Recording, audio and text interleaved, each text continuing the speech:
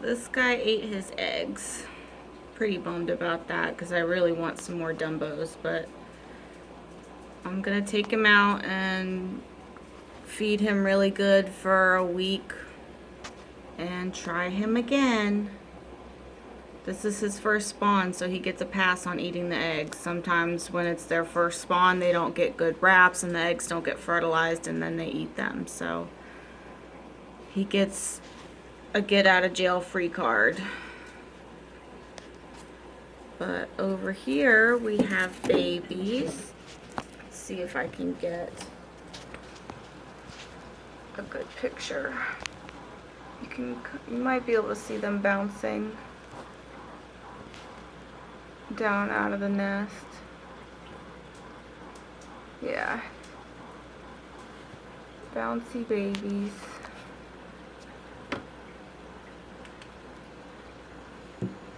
I use my flashlight. Whoop, Daddy's not happy. There's a good view. So we got a good spawn of those guys. I'm gonna cover him back up. I try to keep them covered up and not very bright when they're guarding eggs. And check on Mr. Asshole. Now he just spawned yesterday, so his eggs will not have hatched yet. It usually takes about a day for them to hatch, so they'd be hatching this evening. Let's see.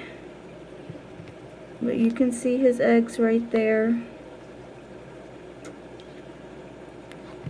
So he's doing a good job, so we're going to cover him back up and let him relax. We've got fry swimming.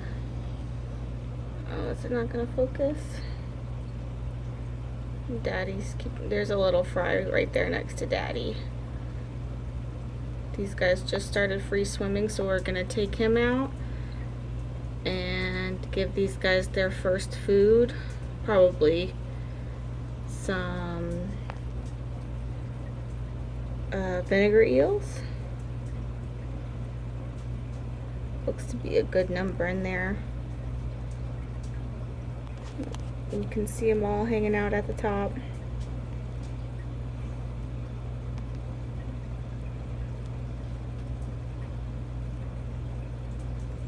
Ooh, focus.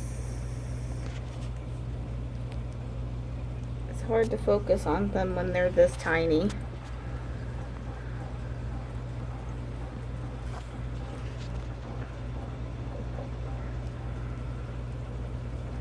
There's some hanging out that just left the nest. And then, if I zoom out, we have fry free swimming in here. If I can zoom in. Oop, too far.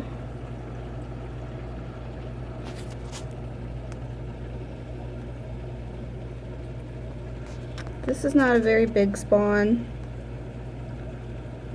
Oh, there's a fry. These guys are a day younger, so they're not fully free swimming yet. But I'm gonna go ahead and take the dad out anyway. There's one next to Dad again. And then over here in this tank where I thought there weren't any fry, there actually are fry. He was doing a really good job hiding them.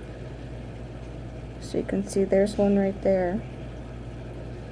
There's a couple right there. This is the marble copper spawn.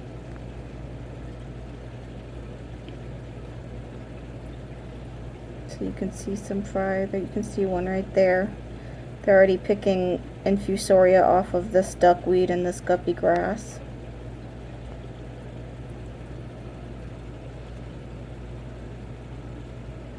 And Dad's back there in the back. So we're gonna get all these boys out and then I'll go over how I harvest vinegar eels for them, and that'll probably be the end of this video, and then in a few days I'll show when I start adding water and start brine. Okay, I thought I would add this on to the end of the video because this happens quite a lot when you take males away from the babies. So you can see this guy's now in his cup. He's very mad and agitated, but if you look closely you'll see that some of his babies hitchhike along with him. So we have to get those guys out and back into the tank with their siblings. So what we do, or what I do, is take a pipette or an eyedropper. I bought like 100 of these for $5. They're really cheap, and I use them all the time. And you just take the pipette and you try to siphon out the babies.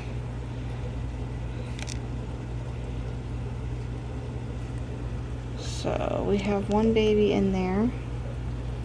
I don't know if you'll be able to see it or not, but he's in there. And we just squirt him back into the tank very gently. You'll see a little bit of meth blue coming out because one of the other males had a bit of damage to him, and I put them in meth blue water after they come out of spawn tanks if they have damage. So I'm going to keep siphoning these guys out so we don't lose any fry from this batch. There's more and more and more. I've already taken out about 30, but they'll hold fry in their mouths, and when you pull them out they'll have like 50 fry in their mouth. So every time I think I've got them all, like a whole bunch more end up just appearing out of this jar. So I'm going to continue trying to take them out. It's a painstaking process. There's one right there. You can see they're a little bit stressed. Oops. Dropped the phone there.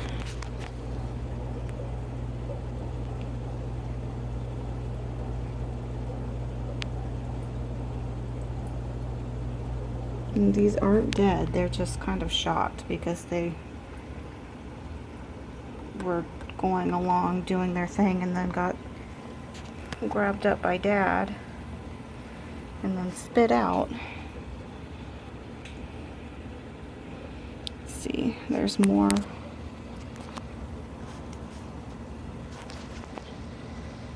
There's one right there. And just slowly put them back.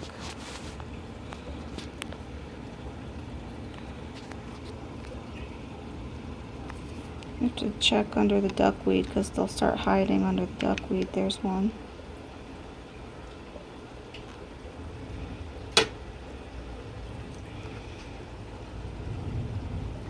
Oh, there's a whole bunch right here.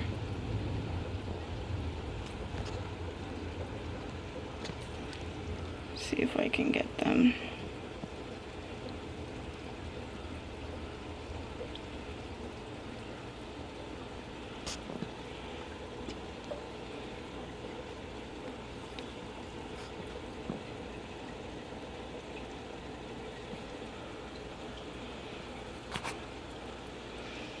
Alright, we'll keep going. Hopefully that's the last group he's gonna spit out, because this has been about 10 minutes of me just taking these guys out slowly. He was a very good dad. He's got a whole bunch of fry in here that the phone won't focus on, but there's actually little dots of fry all through here. There's some in the back. There's plenty up in here in the grass. Nice big spawn. Okay, the males are out and all the fry are back in their tanks where they belong. So I'm going to show you now how I harvest my vinegar eels. And here's one of my vinegar eel cultures here that's just teeming with eels. Actually really needs to be divided. So See if I can get a closer look for you guys.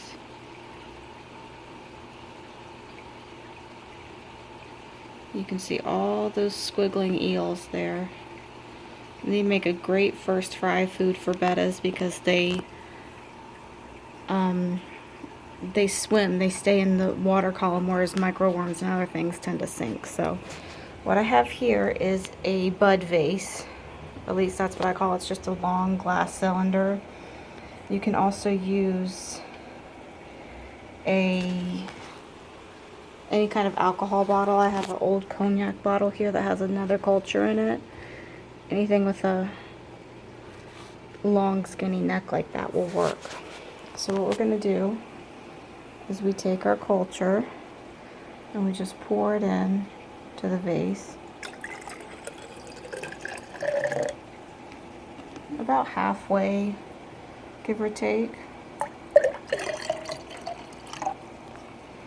That's a little more than halfway, but that'll work. And then what we're going to do is we're going to take this filter floss, which is just polyfill.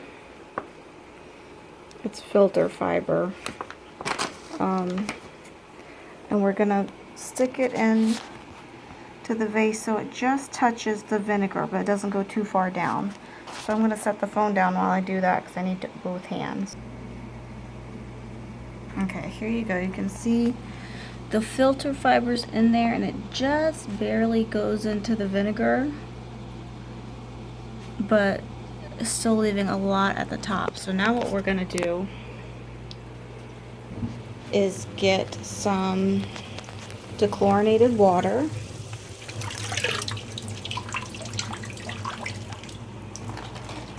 And we're going to fill this up.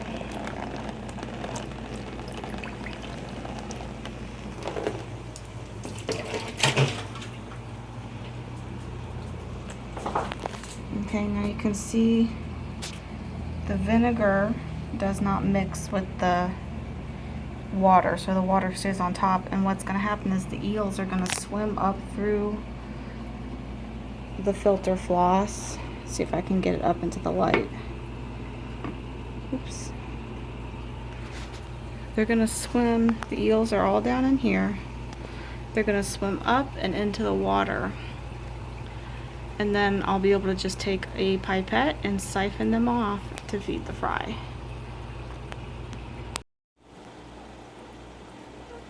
Okay, you can see now the eels have traveled up through the filter floss into the clear water. You can see just how tiny they are. So now what we're going to do is take our pipette, the same one we used to fish our little babies out of the jar. We're going to stick it in there and siphon some out and then just spray it into the tank.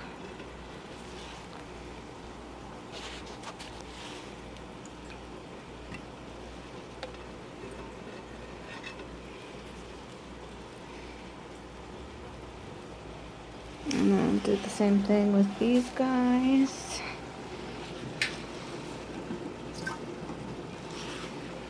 And these ones.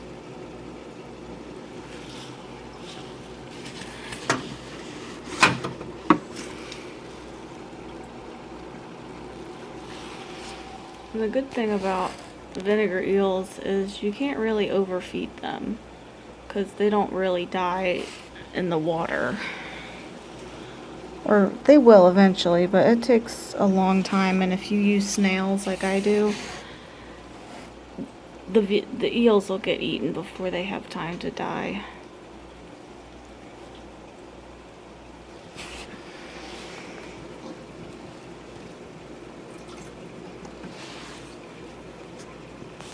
Alright, whoops.